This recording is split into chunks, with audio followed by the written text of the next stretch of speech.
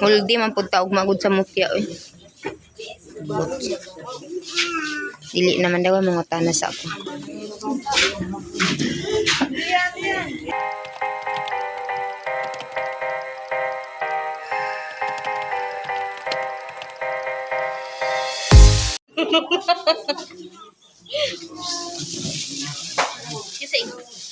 Si Bibi.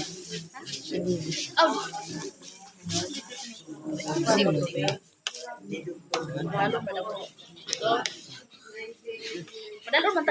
Something healthy, di po ba? Yeah? Ang isang kakilang ang nakikita ko is, actually, ang ating pong Panginoon na sa silbahan, ay talagang napakabuti. Because dito sa regard ko ninyo, is just kung masipag ka lang, sino ang masipag dito?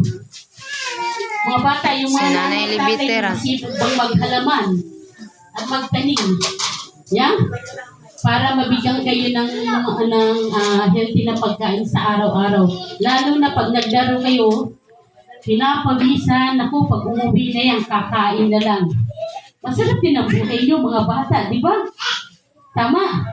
Maglalaro ako sa labas, pag sa umaga, bago pumunta sa school, habay, nakahanda ng pagkain. Napakasarap na buhay, kakain ka na lang, di ba? Tama? Nasa eskwelahan ka, babalik ka, pag bumalik ka na. Ang pagkain nandun pa rin, nakakain mo lang. Happy ka ba nun? So, yung mga may anak po, importante po na alaman po natin ito. Ano po? Kapag kumain po kayo ng orange, usually meron po mga fiber dito. Ano po ba? Oh, memorize ninyo lahat. No? Now, what we need to do is just to have hand washing. How do you wash your hands? After you, sa India po, meron yung tinatawag na number 1 at number 2. Number 1, if you just with short time, use on the toilet. Number 2 is longer time. And then you wash yourself, your body. So, paano po ba ninyo nililinis o hinuhugasan na inyong mga kamay? Sabihin mo nga po sa akin. Sino pwedeng mag-demonstrate na hindi naman may hiya? Wala pong right and wrong. Paano nyo hugasan yung mga kamay? Ha? Dito gani. Ha? Ay, okay lang po. We are allowed to be thirsty. Siguro po gagawin ninyo ito ganito, ha? Tawaan sa pagbabad. Dan. Tama? Ha?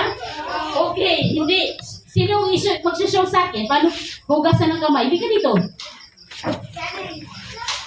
Huwag ka nang mahiya. Okay lang. Oo naman. Okay lang, no? Okay. Otherwise, who wants to see how I will do it? Sinong gusto makita kung paano tamang pagkahawak yung kamot, o pagbawas ng kamay? Yeah? Usually po lalo na pag bumayos kayo. Walang tawa sa pagwash. Una, bakit nyo ba kailangan hugasan ng inyong mga kamay? Pag gumamit kayo sa toilet, nagsasabon po ba kayo ng kamay? Sigurado ba kayo? Pag nag-uwi kayo, naghuhugas pa kayo ng kamay? Sigurado ka ba? Yeah? So everything po, after paghahawa ka ng pagkain, you need to wash the hands. Gagamit ka ng toilet, you need to wash the hands. Ano pa? Kapag bago kayo po, naglaro kayo sa labas, ng buhangin, whatever you touch with hands, wash kayo ng hands. Very important. So may procedure po yan. If you do it regularly, it will be the best way to at least try to imitate kung ang ating kamay ready to eat and ready to do whatever kung ano po yung gusto gawin nyo. So halimbawa po, can you hear me, okay? Okay, speak loud. Make sure, children, you need to be quiet so I can raise my voice. So example of, we put the soap, we put the soap in our hands. Yeah, meron na. Una-una when you have Paminaw, oh. And put the soap. Walang taon sa paghugas kamot. First one is you rub the hands with the soap. Yeah? One. Lutubo. So everyone do it. Everyone. One. You're not washing like not 1, 2, 3. 2 on the top. Can you do that? Ito, paano yung wash yung hands nyo? 1, 2. Ano next? Ba't ang malinis silang ito at saka yung taas? Paano yung between? You do like this and between. Can you do that? In between and the other side. After nito, pwede na kayo mag-nurse. So, 1, 2, then 3. How about in between of the nails? You do like this? Do like this? And you rub each other. Para po yung nails natin matanis. Yeah? How about the thumb? Was. Kasi po pag may soup yan, slippery yan, di ba? So, 1, 2, 3,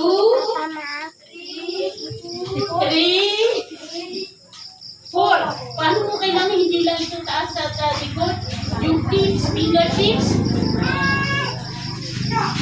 Yan. And then the thumb. And then the wrist. Then you wash it with running water, you rinse. And then you dry your hands.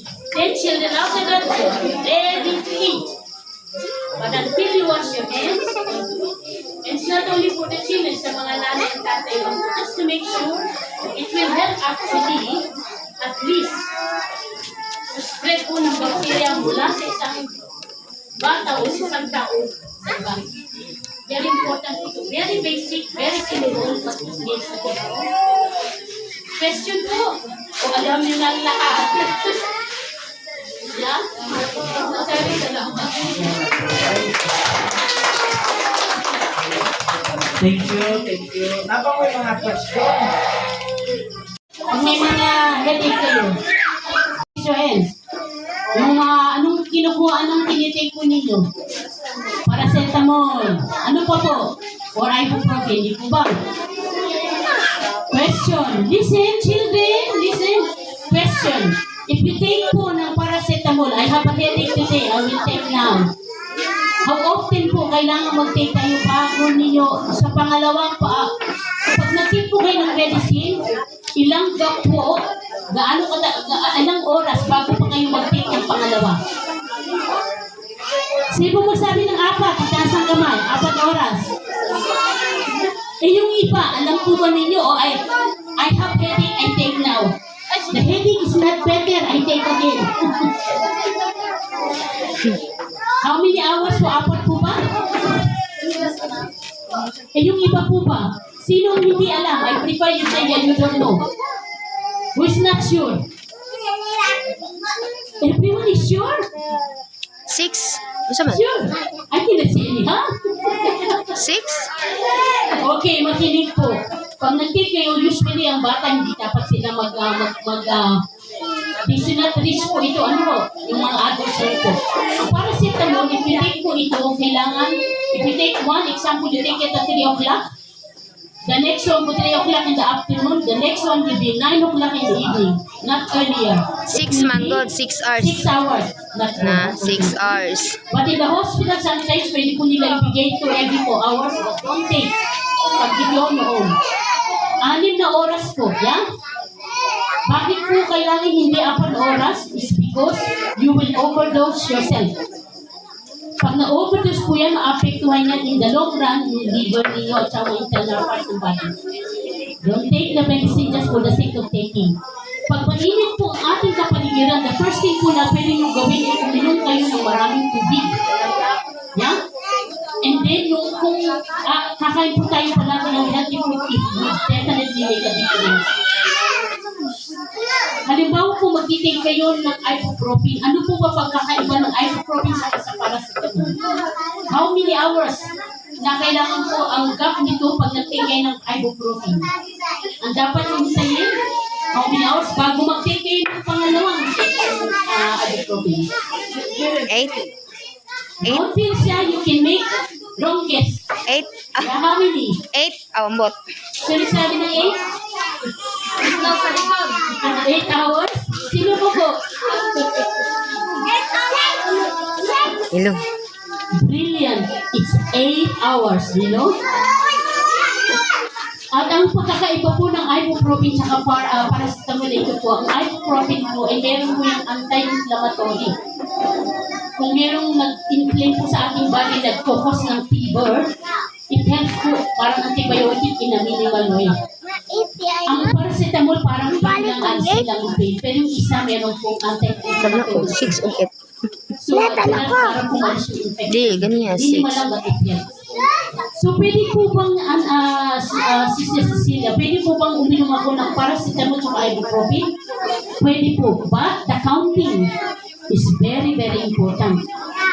If you take example, 3 o'clock ng afternoon ng paracetamol at ibuprofen, the next one of paracetamol is at 9 o'clock in the evening, and then the next one of ibuprofen will be, kailan po? Yeah. So, ang next po noon is 8 hours is around 12 midnight po. As long as ang counting po ninyo as is 6 and 8, wala pong problema. But don't take it unless it has been prescribed. Yeah?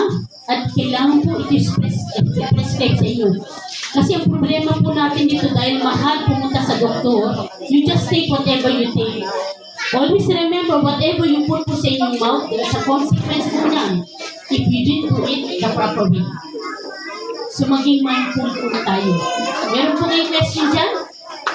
Wala. So, pag mag-take po kayo ng paracetamol, importante po ito at saka ng ibuprofen. Sometimes tablet or sometimes liquid. Ano pong dapat yung titingnan pag nag-take kayo ng medicine? Expiration date. Expiration date. Pag lumagpas ito sa araw, I don't know dito sa Pilipinas, pero sa ibang lugar, sa ibang bansa, kapag expired na, I don't know take it anymore. Pero sa mga ibang third world countries, dahil sila lang ang buhay, siguro mga 1 week, 2 weeks. Pero sa kayo po ang dapat mag-decide nito para sa akin, I will not take for safety po. Nagkaintindihan po tayo? Ano po kung dapat yung titingnan pag nag-take kayo ng medicine? Expiration date tsaka yung dose po. Iba po ang dapat ay dose na nabigay sa mga bata na infant, iba rin yung sa 6 months to 1 year, and then 1 year to 12 years old, and then 13 years old tsaka above, iba-iba po yung dose yan. Please read. If some of you are able to read, huwag po tayong butamarin dito. Kasi importante po, medicament dito. Ano po? Salamat. Today po, and bibigyan po kayo namin ng multivitamins at saka po ng vitamin C. You're happy to tumanggap po ito. You're happy to give it to you.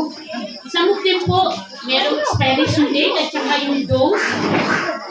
So, it's important po kahit ibinigay ko na po ito sa inyo, binigyan namin sa inyo ito, basahin nyo pa rin po. Huwag lang kayong tanggap ng tanggap dahil ibinigay sa inyo. Kasi kayo ang responsible nito. Tingnan nyo ilan ng dose na bag. Okay lang po ba? Thank you, Cecilia. Mag-start na og 8, kung man po na og 3:30. Na hapon, taman yun hapon. Okay. Dayon. Ana ako'y ikuha ninyo mga singalan ani.